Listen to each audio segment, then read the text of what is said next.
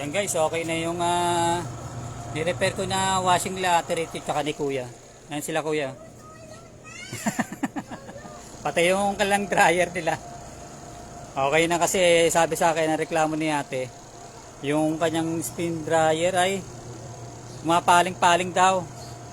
Ang problema niya yung capacitor. Ito yung capacitor.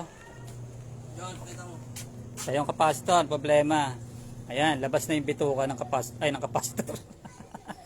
Yung dryer niya tsaka ng washing niya. Ayan, pinagsama siya. Sa isang sa isang capacitor pinagsama yung washing tsaka yung dryer. Ayan. Okay na siya, guys. Kaso yung nabili ni Kuya, segunda mano. Wala siyang mabiling bago. Pinagtiyagaan muna. Ayan. Okay na, guys, oh.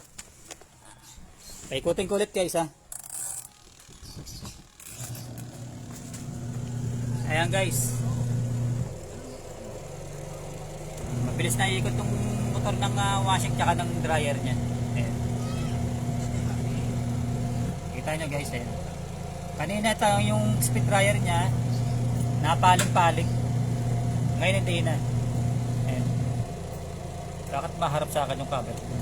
Ayan, oh, makulit na. Ayan guys, tinetesta ko muna, tinecheck ko muna pala. Ayan.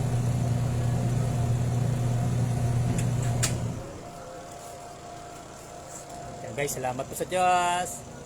Okay na. Si ate, problemado. Lalim na niisip natin.